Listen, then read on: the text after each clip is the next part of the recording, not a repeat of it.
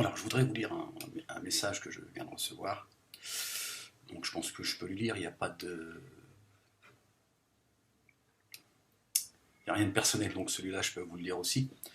Alors, Shalom Ahmed. Ça fait longtemps que je regarde tes vidéos. Tellement longtemps que j'avais du mal à aller jusqu'au bout, car je regardais quand tes propos étaient très véhéments contre Israël et les Juifs. Mais tu argumentais toujours ton propos, parfois dans mon sens, mais toujours honnête intellectuellement. Surtout quand Israël et les Juifs n'étaient pas concernés, ça me permettait d'apprécier ton cheminement sans me braquer moi-même intellectuellement. Mais le chemin que tu as fait est exceptionnel. Il faut aller profond à l'intérieur de soi et loin à l'écart des siens pour remettre en question tous les axiomes sur lesquels on a bâti sa croyance, sa foi et ses certitudes.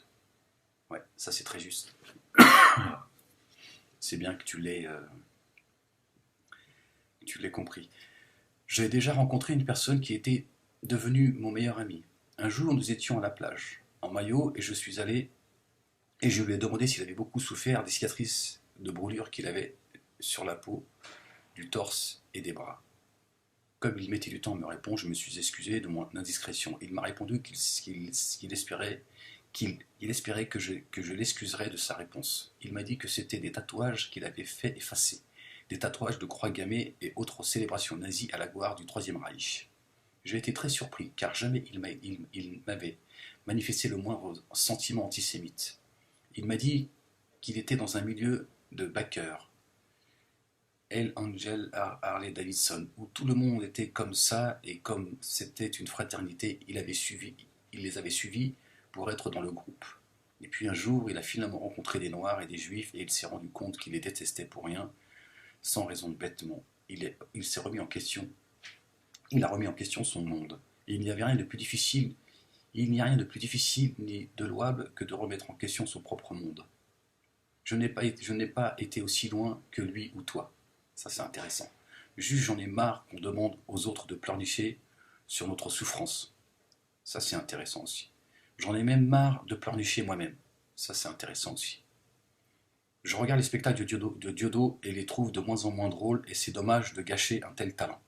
J'ai toujours regretté qu'il ait été boycotté et forcé de jouer dans un bus itinérant, car c'est comme ça qu'on attise l'amertume, la haine et le désir de vengeance. Il a malheureusement libéré la parole antisémite.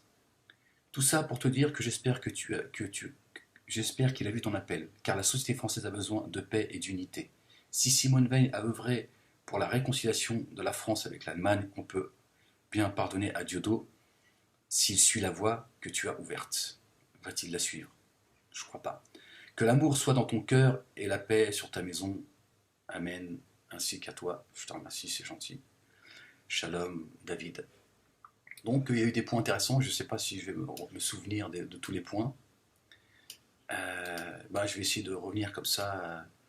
Donc voilà, je voulais vous lire ce témoignage, ce nouveau témoignage de quelqu'un de la communauté juive. Je pense que vous l'avez compris. Voilà, donc là, ça fait plaisir d'avoir des témoignages de gens avec qui, à une époque, je pense que j'aurais pas reçu ce.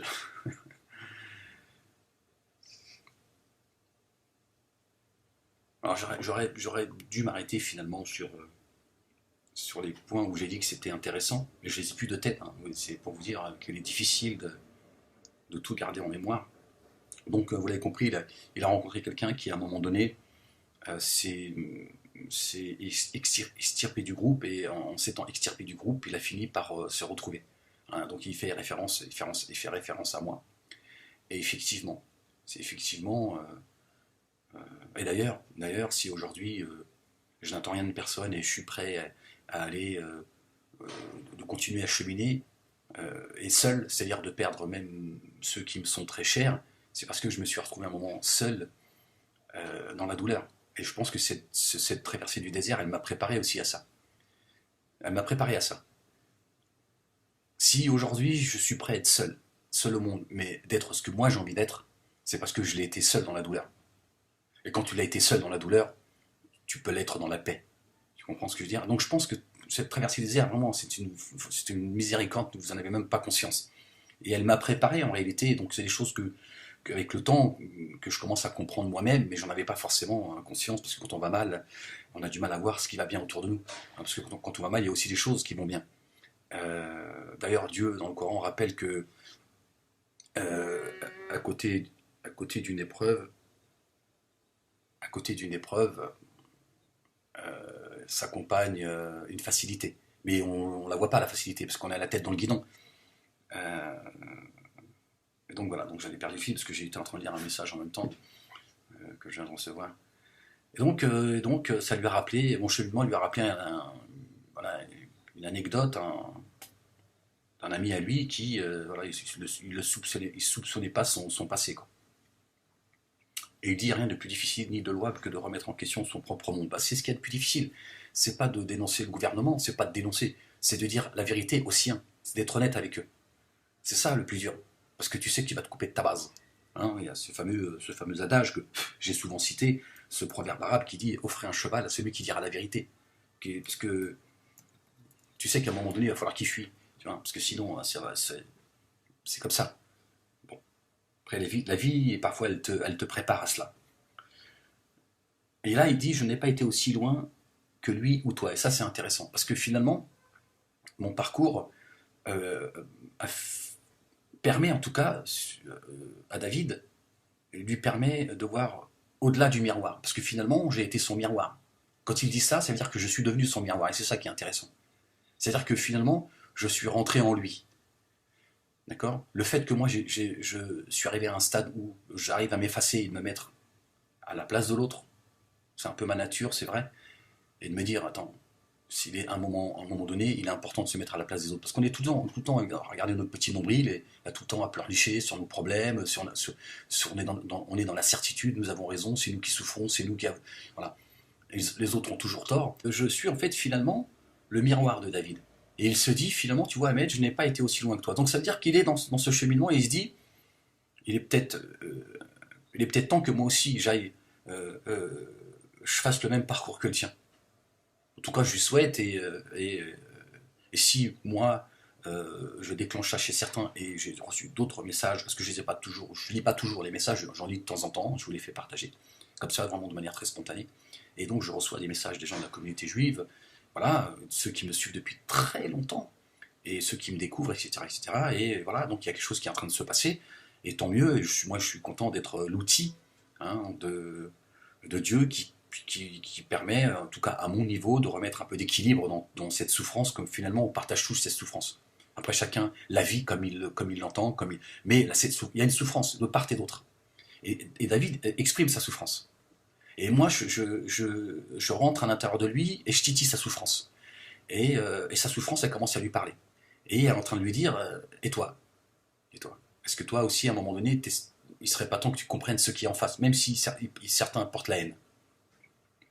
Et ça, je trouve ça très intéressant et je trouve ça touchant et je me dis c'est bien parce qu'il y a de l'espoir. Voilà. Et voilà, je tiens à vous dire que je reçois d'autres messages de gens de la communauté juive et qui se rapprochent de ça en fait. Et il dit j'en ai marre qu'on demande aux autres de pleurnicher sur notre souffrance. Je n'ai passé mon temps à ne faire que ça. Parfois de manière très maladroite. À un moment donné, comme j'étais dans le groupe, comme le dit David, j'étais dans le groupe, à un moment donné, j'en ai plus rien à foutre que certains de la communauté juive, qui parfois même certains me soutenaient. Certains même me disaient, en fait monsieur Malek, vous combattez l'antisémitisme.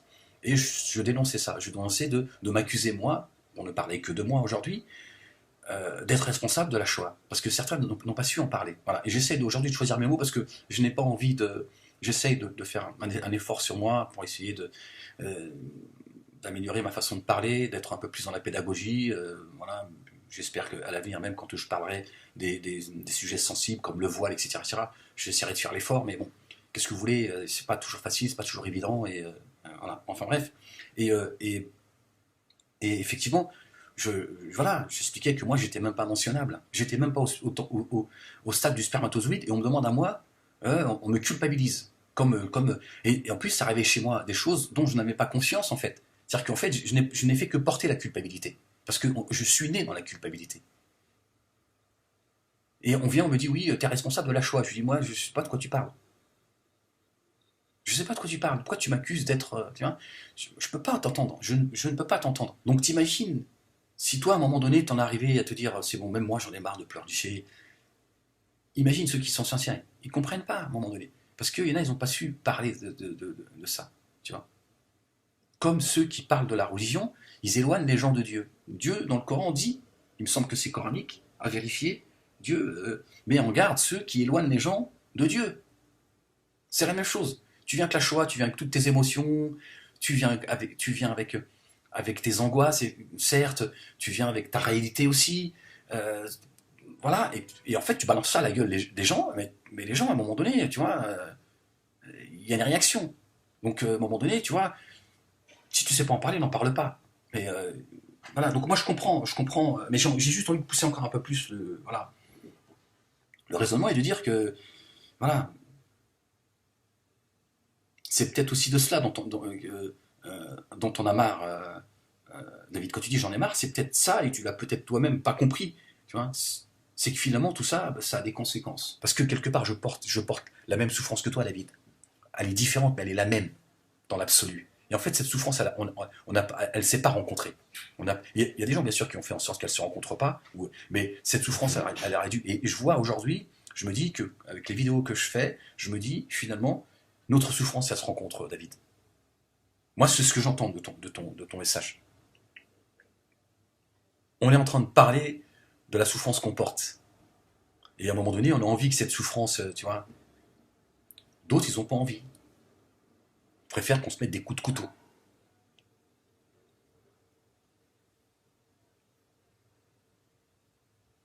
Et il faut qu'il y ait des gens aujourd'hui qui, voilà, qui fassent comme toi, tu vois. Moi, je me réjouis des messages que je reçois de la communauté juive, vraiment. Des messages, des fois, c'est des messages juste de sympathie, voilà.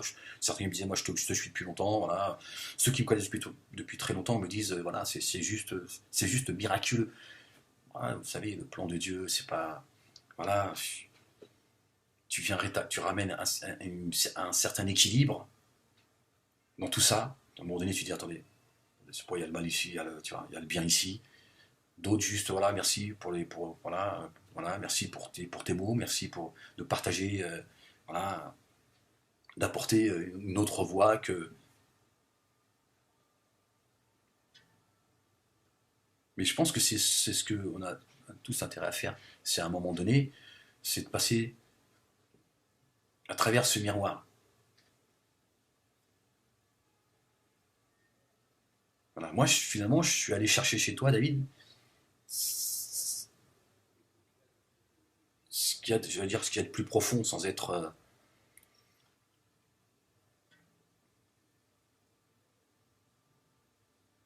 Je suis allé réveiller cette douleur, en fait. Comment? En la partageant, tout simplement. Je transcende cette haine voilà.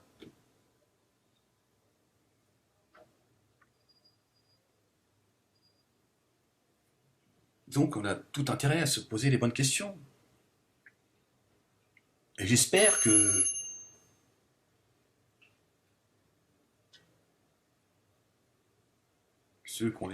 voilà, ceux qui ont un pouvoir de décision, etc., vont, c'est mon fils qui sonne, vont à un moment donné se poser les bonnes questions et se remettre en question et de se dire, bon, on a peut-être loupé des choses. Bon, voilà, je suis obligé de vous laisser là-dessus parce que ça sonne. Bon, portez-vous bien et merci à toi David, merci à tous ceux qui m'envoient des messages de soutien et qui me font partager aussi. Voilà. Et qui me permettent aussi d'avancer. Bon, je vais l'ouvrir, je suis désolé. Shalom, salam, paix, et à très vite. Peace.